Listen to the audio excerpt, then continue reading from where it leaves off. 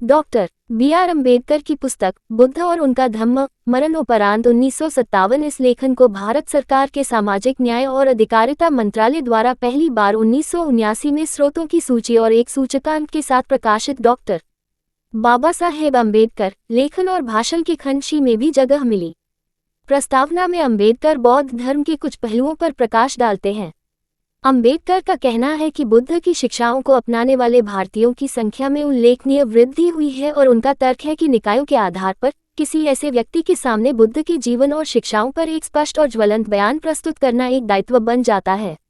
एक गैर बौद्ध। इसके बाद वह बौद्ध धर्म की समस्याओं पर चर्चा करते हैं।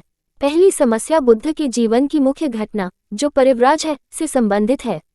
अम्बेडकर का दावा है कि बुद्ध के लिए अपने जीवन में पहली बार उन 3 दृश्यों को देखना असहनीय था, जिन दृश्यों ने उन्हें 29 साल की उम्र में परिव्राजक ग्रहण कराया था।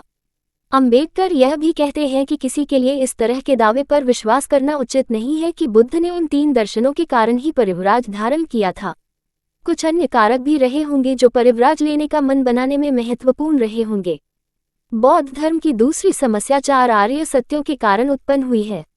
अम्बेडकर सवाल करते हैं कि क्या 4 आर्य सत्य मूल रूप से बुद्ध की शिक्षाओं का हिस्सा थे, क्योंकि वे बौद्ध धर्म के सुसमाचार को निराशावाद का सुसमाचार बनाते हैं। 4 आर्य सत्यों का तात्पर्य यह है कि दुख से किसी भी प्रकार का छुटकारा नहीं है। अम्बेडकर को संदेह है कि 4 आर्य सत्य भिक्षुओं द्वारा बाद में स्वीकार किए गए हो सकते हैं। तीसरी समस्या प्रासंगिक है, आत्मा और कर्म से संबंधित। बुद्ध ने आत्मा के अस्तित्व से इनकार किया, लेकिन दूसरी ओर उन्होंने कर्म और पुनर्जन्म के सिद्धांत की भी पुष्टि की।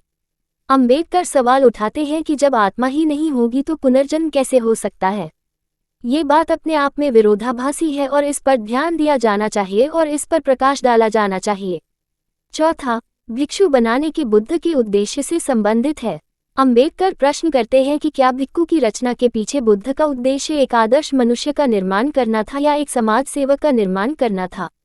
यदि कोई भिक्षु एक आदर्श व्यक्ति है, तो बौद्ध धर्म के प्रचार के लिए उसका कोई उपयोग नहीं है, क्योंकि वह किसी भी तरह का स्वार्थी व्यक्ति है। बौद्ध धर्म का भविष्य इस प्रश्न पर निर्भर करता है और इसका समाधान किया जाना चाहिए। अम्बेडकर महाबोधि समाज के जर्नल की नीरस और नीरस प्रकृति के बारे में भी बात करते हैं। अम्बेडकर कहते हैं, नीरसता इस तथ्य के कारण है कि यह पाठकों के एक निष्क्रिय समूह पर पड़ती है। पत्रिका संवादात्मक नहीं है और इस प्रकार एक सामान्य पाठक को शायद इसे पढ़ने में कठिनाई होगी। बुद्ध और उनका धम्म खंड 8 पुस्तकों में विभाजित है। पुस्तकाय में बुद्ध की यात्रा, बोधिसत्व के बुद्ध बनने की उल्लेखनीय यात्रा पर चर्चा की गई है। पहली पुस्तक बुद्ध के प्रारंभिक जीवन का स्पष्ट, विशद और विस्तृत विवरण देती है। सिद्धार्थ गौतम का जन्म आधुनिक नेपाल के लुम्बिनी में शुद्धोधन और महामाया के यहाँ हुआ था। 8 वर्ष की आयु में बुद्ध ने अपनी शिक्षा प्रारंभ की। सब्बामिता के मार्गदर्शन में उन्होंने अपने समय में सभी प्रचलित दार्शनिक प्रणालियों में महारत हासिल की। इसके अलावा बुद्ध ने एक भारद्वाज से एकाग्रता और ध्यान का विज्ञान सीखा, जिनका आश्रम कपिलवत्सु में था। 16 वर्ष की आयु में सिद्धार्थ का विवाह यशोधरा से हुआ और लंबे समय तक वैवाहिक जीवन बिताने के बाद उन्हें राहुल नाम का एक पुत्र हुआ। पुस्तक का पहला भाग सिद्धार्थ के जीवन की दिलचस्प कहानियां बताता है। ऋषि असित के मिथक से, जिन्होंने हिमालय में आकाश के ऊपर देवताओं को बुद्ध शब्द चिल्लाते हुए सुना, असित की भविष्यवाणियां और तीरंदाजी की प्रतियोगिता जीतने के लिए विवाह के लिए यशोधरा के हाथ और शाक्य संघ तथा परिव्राज में उनकी दीक्षा का वृतांत। पुस्तकाय के दूसरे से 6ठे भाग तक अम्बेडकर परिव्राज के बाद सिद्धार्थ के जीवन का स्पष्ट विवरण प्रदान करते हैं, जो उनके ध्यान की पुनः खोज से लेकर एक नए धम्म की खोज तक है। इसमें यह भी दर्शाया गया है कि संबोधि के बाद गौतम कैसे बुद्ध बने। पुस्तक का 7वां भाग महत्वपूर्ण है, क्योंकि यह अम्बेडकर द्वारा अपने धर्म में क्या स्वीकार किया गया, संशोधित किया गया और अस्वीकार किया गया, इस पर एक विस्तृत सर्वेक्षण प्रस्तुत करता है। दूसरी पुस्तक का पहला भाग, जिसमें 8 भाग हैं, बुद्ध की रूपांतरण योजना के एक ज्वलंत विवरण के साथ खुलता है। बुद्ध की चीजों की योजना में रूपांतरण के 2 अर्थ हैं। भिक्षुओं के संघ में रूपांतरण, जिसे संघ कहा जाता है, जिसमें उपसमेदा नामक एक समारोह शामिल होता है, और एक गृहस्थ का रूपांतरण, जिसमें कोई समारोह शामिल नहीं होता है। पुस्तक का दूसरा भाग परिव्राज के बाद उनके जीवन का एक ज्वलंत विवरण बताता है, जो उनके सारनाथ आगमन से लेकर उनके ऐतिहासिक प्रथम उपदेश तक है। दूसरे भाग में 5 परिव्राजकों की प्रतिक्रिया का भी वर्णन है। बुद्ध ने एथि भिक्खवे, भिक्षुओं में आओ मंत्र का उच्चारण करके 5 परिव्राजकों को प्रवेश दिया। उन्हें पंचवर्गीय भिक्षु के नाम से जाना जाने लगा। शेष भागों में समाज के विभिन्न पदानुक्रमित आदेशों उच्च और उच्च, निम्न और नीच, महिला और पतित और अपराधियों के रूपांतरण का विवरण प्रदान किया गया है। महिलाओं के धर्म परिवर्तन के पीछे की कहानियां दिलचस्प हैं। हालांकि बुद्ध शुरू में महिलाओं को संघ में प्रवेश देने के लिए अनिच्छुक थे, लेकिन आदरणीय आनंद के अनुनय और अनुरोध के तहत वे महिलाओं को संघ में प्रवेश देने के लिए सहमत हुए।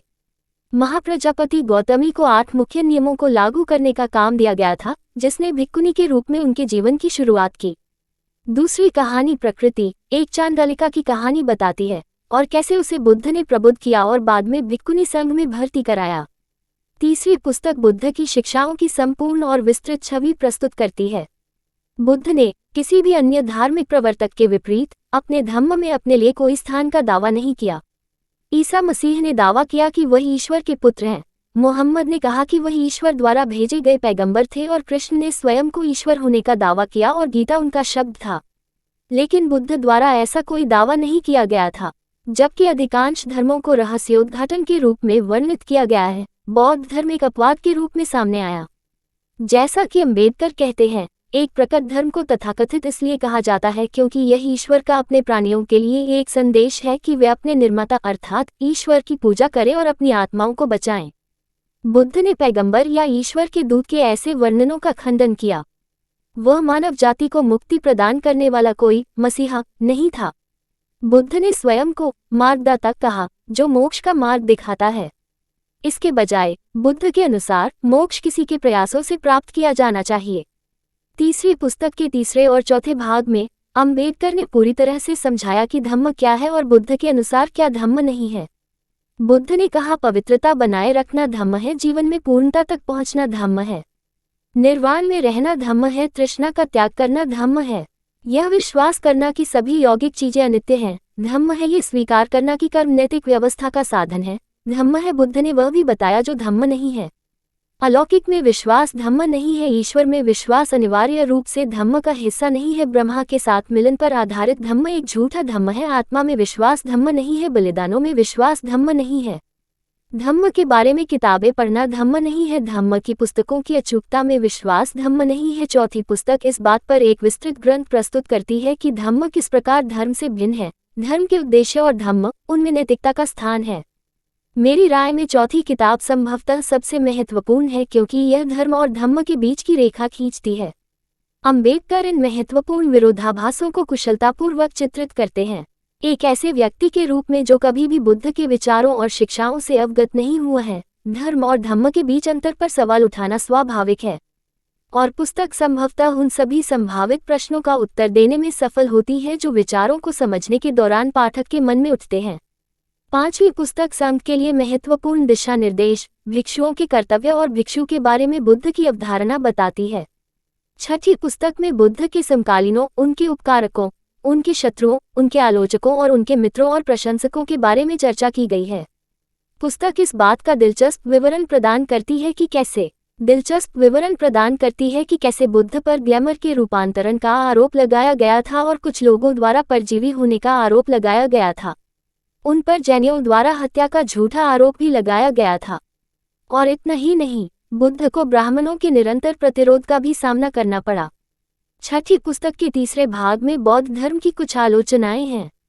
यह उन आलोचकों के बारे में बात करता है जिन्होंने संघ में खुले प्रवेश, व्रत के नियमों, अहिंसा और सदाचार का प्रचार करने का विरोध किया। ये बौद्ध धर्म में निराशावाद के बहुचर्चित विषय पर भी प्रकाश डालता है।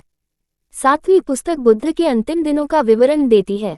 बुद्ध की मृत्यु लगभग 80 वर्ष की आयु में मल्ला गणराज्य के कुशीनगर में हुई। उनकी अस्थियों को लेकर झगड़ा हुआ, जिसे बाद में शांतिपूर्ण और सौहार्दपूर्ण ढंग से सुलझा लिया गया। आठवीं और आखिरी किताब बुद्ध के बारे में बात करती है उनकी शारीरिक बनावट, उनकी नेतृत्व करने की क्षमता, उनकी पसंद नापसंद, उनकी मानवता और चश्मदीद गवाहों की गवाही। अम्बेडकर ने दुनिया भर की प्रतिष्ठित हस्तियों को उद्धृत करते हुए बुद्ध को श्रद्धांजलि देते हुए पुस्तक का समापन किया। उपसंहार में 2 प्रार्थनाएं भी हैं, अर्थात अपने धम्म को फैलाने का संकल्प और अपनी मूल भूमि पर उनकी वापसी के लिए एक प्रार्थना। अम्बेडकर की द बुद्धा एंड हिज धम्म निस्संदेह उन लोगों के लिए एक अनिवार्य मार्गदर्शिका है जो बुद्ध के जीवन और शिक्षाओं पर खुद को शिक्षित करना चाहते हैं। बौद्ध धर्म पर अम्बेडकर के कार्यों ने भारत में आधुनिक बौद्ध पुनर्जागरण को प्रोत्साहन दिया। उनके कार्यों ने हजारों दलितों को अपनी सामाजिक और व्यक्तिगत बेहतरी के लिए बौद्ध धर्म अपनाने के लिए प्रेरित किया है। उनके कार्यों ने 1970 के दशक में दलित पैंथर्स और ऐसे अन्य समूहों के गठन का मार्ग प्रशस्त किया। बुद्ध और उनका धम्म बुद्ध के जीवन और शिक्षाओं पर एक सक्रिय और दिलचस्प विवरण और परिप्रेक्ष्य प्रस्तुत करता है और इस तथ्य को स्थापित करता है कि धर्म को लोगों को एकजुट करना चाहिए, संकटग्रस्त लोगों के दर्द को कम करना चाहिए और उन्हें उनके कष्टों से मुक्त करना चाहिए। ये बुद्ध के जीवन और शिक्षाओं को एक सुसंगत कार्य में एक साथ लाता है। यद्यपि धम्म की परिकल्पना बुद्ध की शिक्षाओं की व्याख्या के रूप में की गई है, यह अम्बेडकर की राजनीतिक मुखरता है जो पाठ को प्रभावित करती है और इसके ऐतिहासिक महत्व को स्थापित करती है। अम्बेडकर बी.आर. बुद्ध और उनका धम्म। अम्बेडकर बी.आर. डॉक्टर बाबा साहेब अम्बेडकर लेखन सूचना सिर्फ मान्यताओं और जानकारियों पर आधारित है। यहाँ ये बताना जरूरी है कि यह मेरा वीडियो किसी भी तरह की मान्यता जानकारी की पुष्टि नहीं करता है। किसी भी जानकारी या मान्यता को अमल में लाने से पहले संबंधित विशेषज्ञ से सलाह लें। धन्यवाद।